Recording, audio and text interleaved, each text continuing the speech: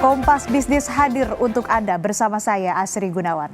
Informasi pertama, Saudara, Wakil Presiden ke-10 dan ke-12 RI Yusuf Kala melontarkan kritik tajam pada Menteri Pendidikan Nadiem Makarim dan sistem pendidikan di Indonesia.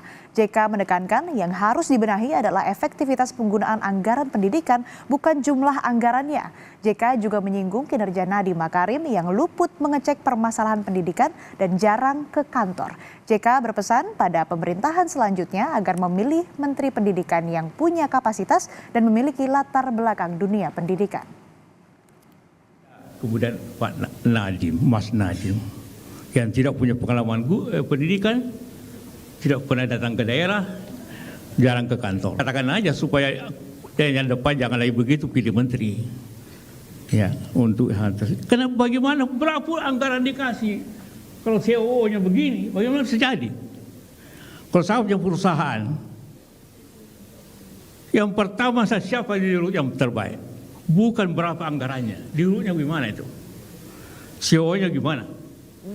Baru kita bicara program, baru kemudian bicara anggaran. Sri Mulyani akan tetap aja ketawa-ketawa, ya silakan aja gugat. Tapi tidak ada uangnya mau apa?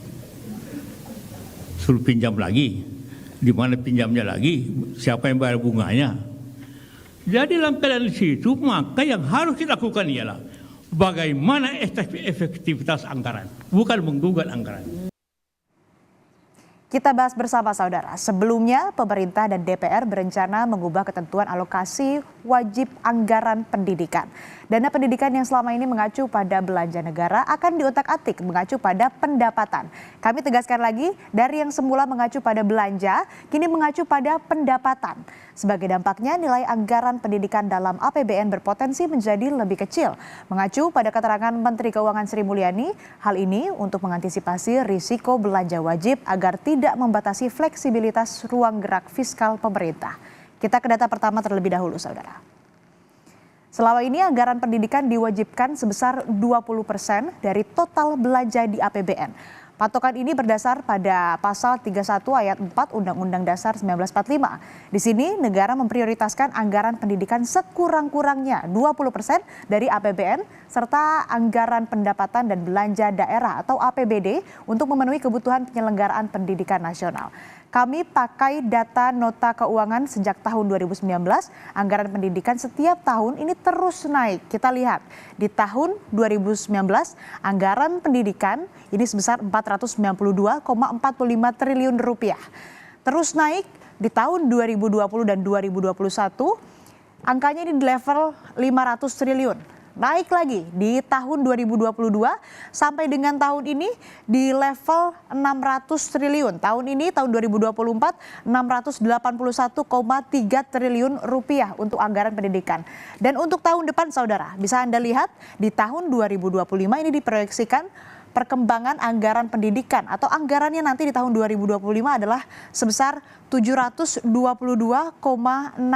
triliun rupiah. Besaran anggaran pendidikan ini tercantum dalam turunan undang-undang tadi, tepatnya Undang-Undang Nomor 20 Tahun 2003 tentang Sistem Pendidikan Nasional atau Sisdiknas yang mengatur bahwa dana pendidikan selain gaji pendidik dan biaya pendidikan kedinasan dialokasikan minimal 20% dari APBN pada sektor pendidikan dan minimal 20% dari APBD.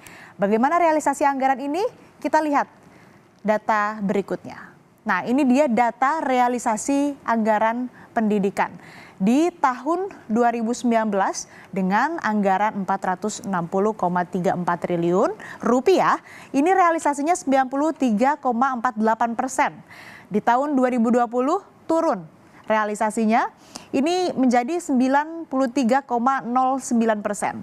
Turun lagi di tahun 2021 87,2%, di tahun 2022 turun lagi realisasi anggaran pendidikan menjadi 77,3%, dan di tahun lalu di tahun 2023 ini realisasinya sebesar 79,56% dari anggaran 513,39 triliun rupiah. Berbeda dengan anggaran yang terus naik, realisasi anggaran pendidikan alias anggaran yang terpakai justru semakin kecil. 2019 anggaran yang dibelanjakan di sektor pendidikan ini hanya 460,34 triliun atau rasionya hanya 93,48% dari yang disiapkan. Begitu juga dengan tahun-tahun selanjutnya, saudara. Dengan anggaran yang disiapkan, capaian program pendidikan pun kalau mengacu pada kritikan Yusuf Kala, ini banyak yang tidak maksimal. Contoh, kami pakai keterangan Sekretaris Jenderal Kemendikbudristek Suharti, anak usia 7-12 tahun 0,9% tidak sekolah. Sedangkan di anak usia 13-15 tahun angkanya masih 4%. Yang lebih menampar, saudara, hanya 46,34% anak usia 16 tahun yang masuk pendidikan menengah seperti SMA atau SMK. Di sebagian tempat belum ada sekolahnya dan pemerintah ini belum bisa menyediakan layanan itu secara penuh. Rabu 4 September saat rapat kerja bersama dengan Banggar DPR, Menteri Keuangan Sri Mulyani mengusulkan alokasi wajib anggaran pendidikan 20% yang selama ini mengacu pada belanja negara menjadi berdasar pada pendapatan. Tujuannya agar anggaran pendidikan tidak membatasi fleksibilitas ruang gerak fiskal pemerintah selanjutnya. Nggak mungkin semuanya dikunci terus nggak bergerak, itu nanti pasti akan crack.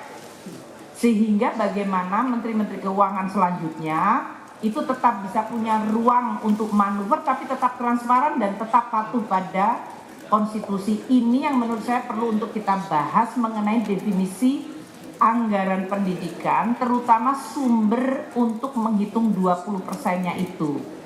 Kami nanti akan mengusulkan bagaimana supaya bendahara negara ke depan itu tetap bisa menjaga APBN itu tetap terjaga sustainable, kredibel, namun juga tetap memenuhi kebutuhan pembangunan dan tetap comply atau patuh terhadap konstitusi. Ini nanti yang kami akan usulkan mungkin di dalam panja untuk perundang-undangannya